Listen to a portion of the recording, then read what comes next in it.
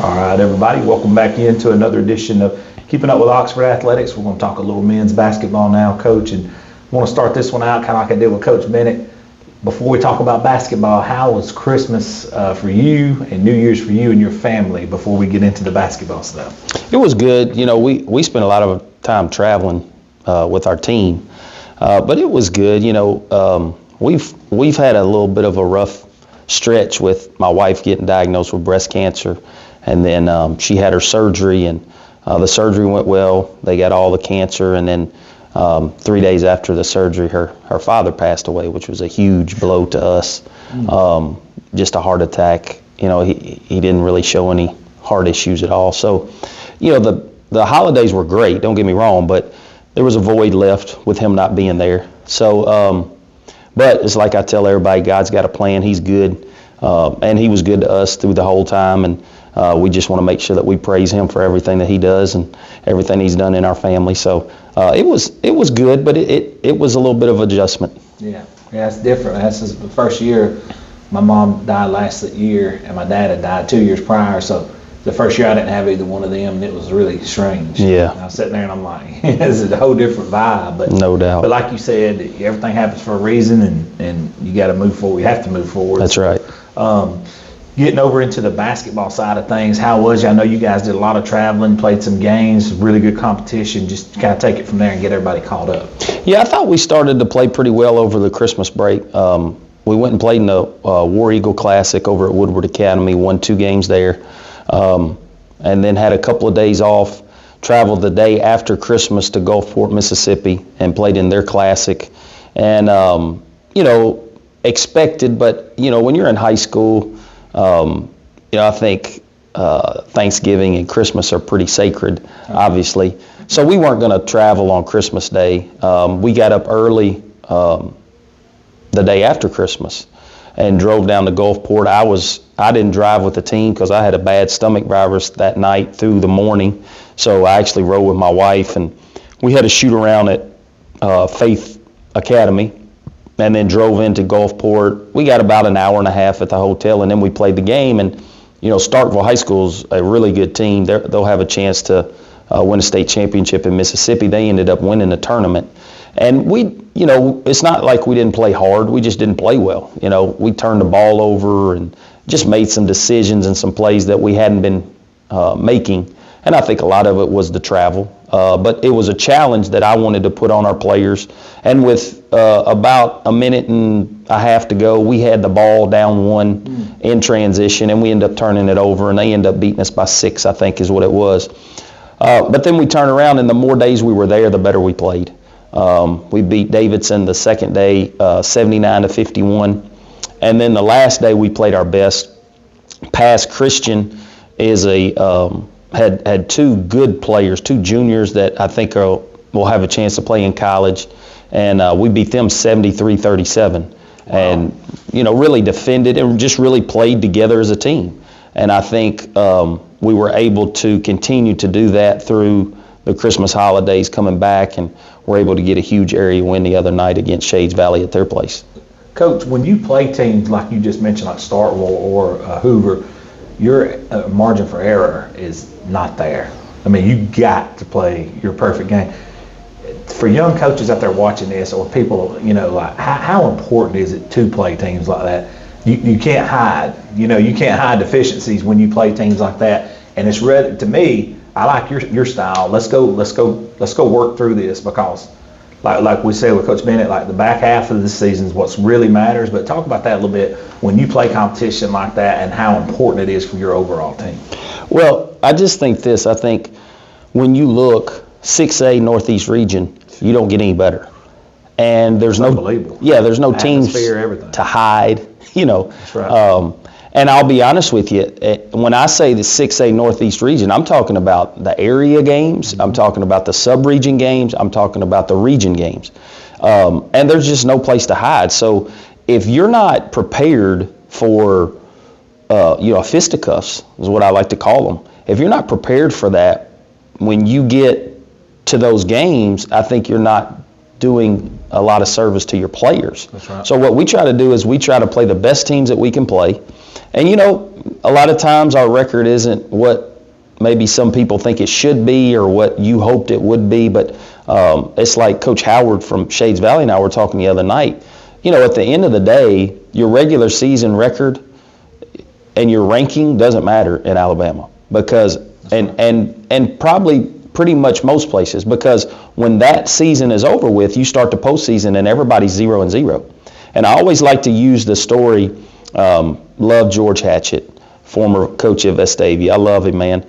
And I think it was either my first or second year here in Alabama. He went 0-6 in the area play in 6A.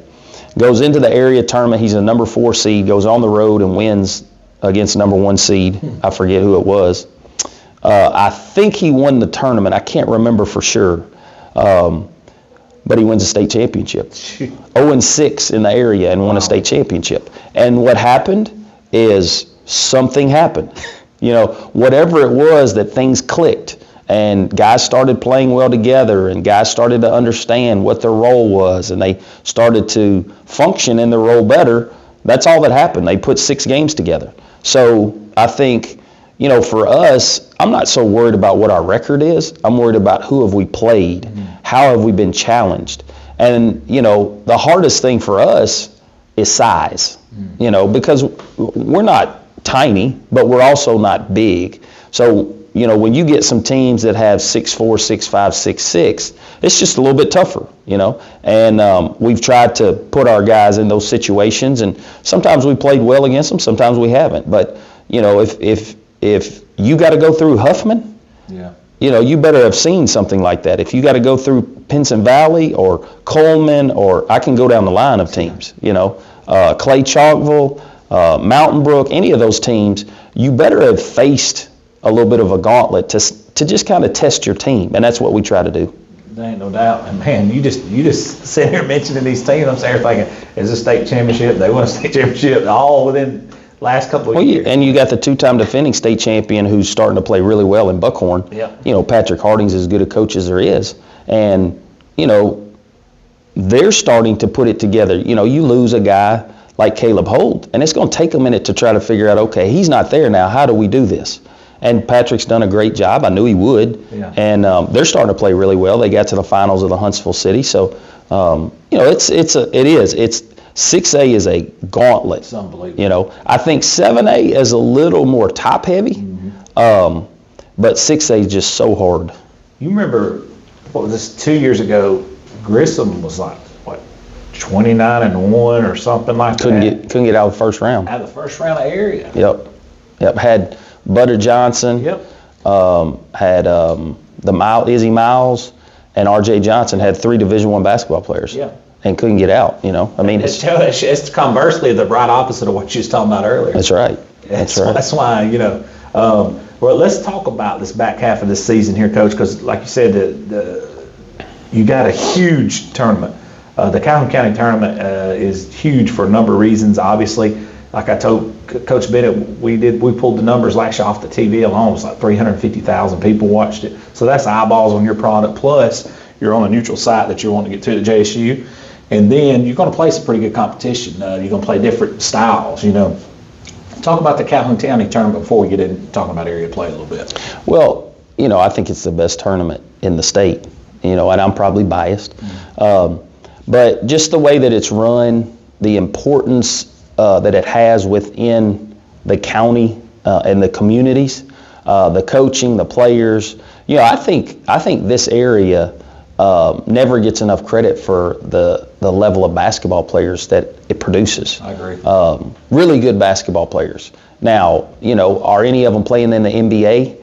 No, but let's be honest now, to play in the NBA is a little different. Yeah.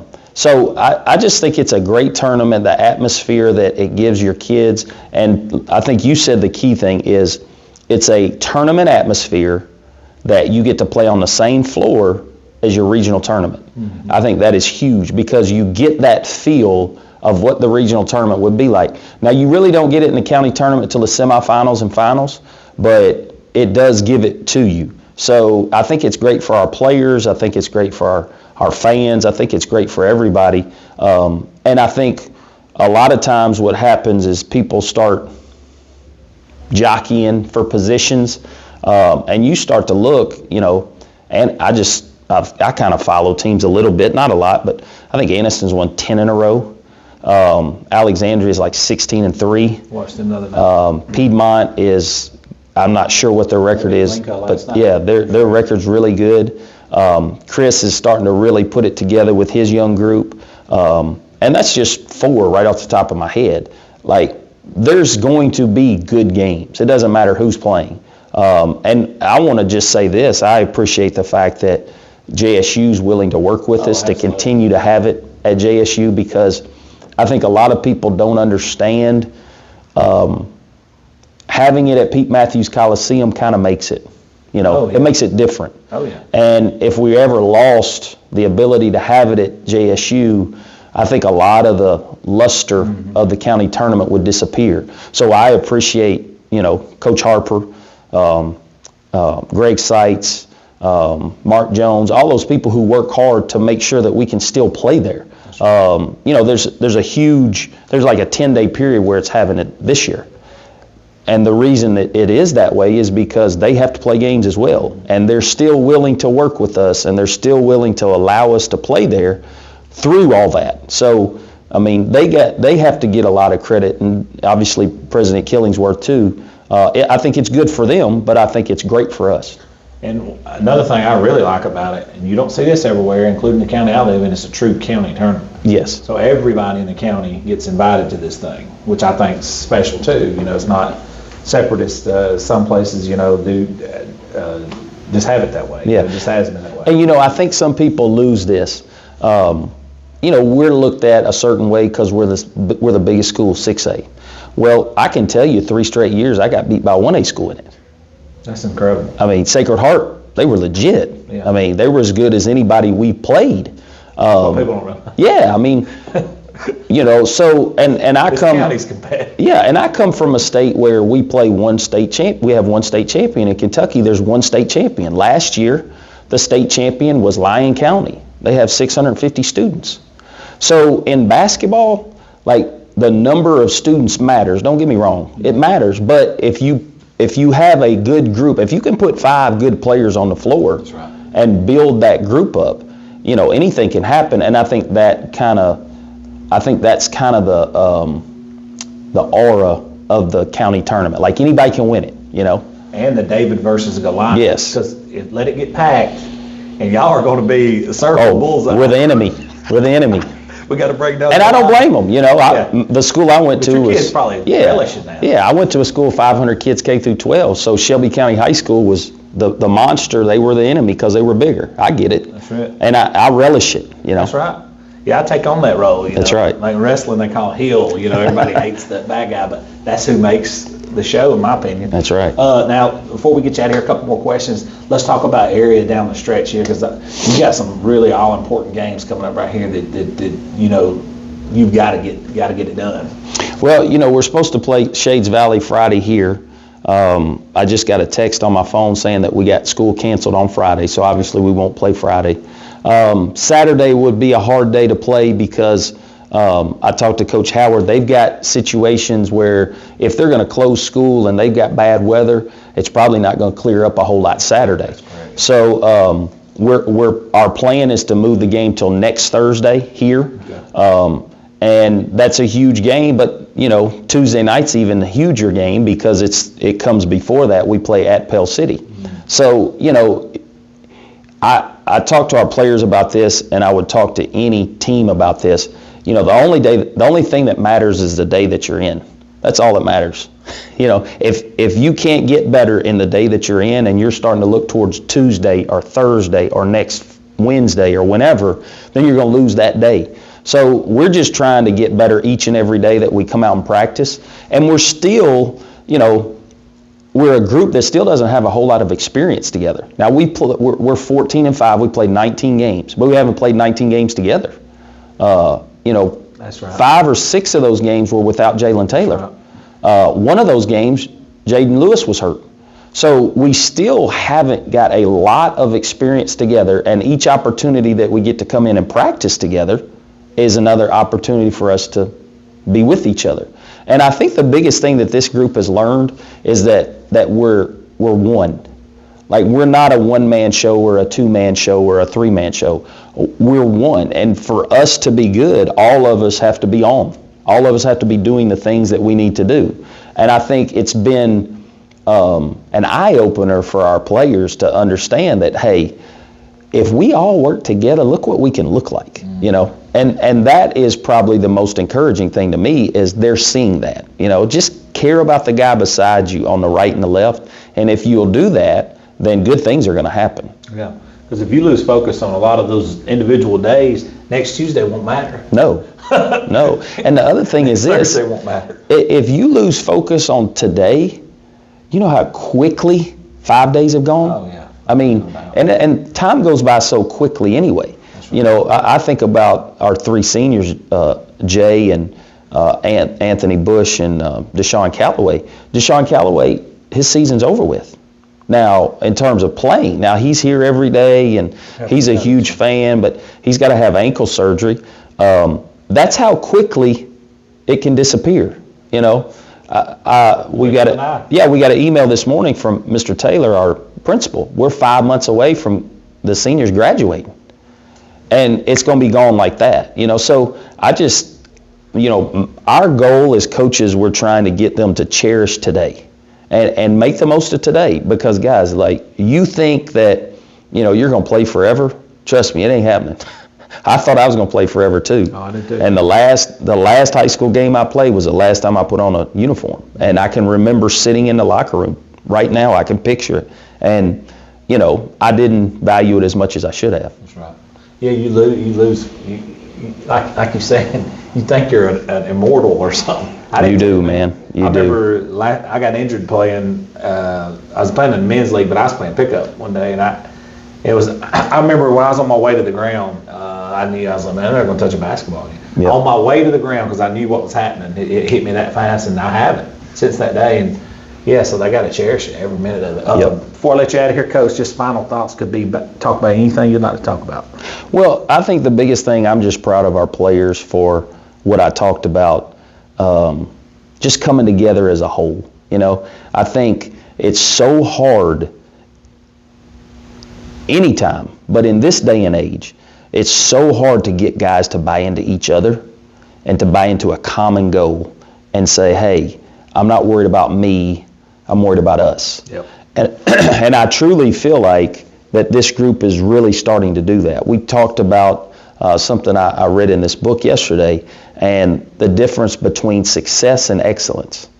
And success is winning a game. Excellence is winning the day.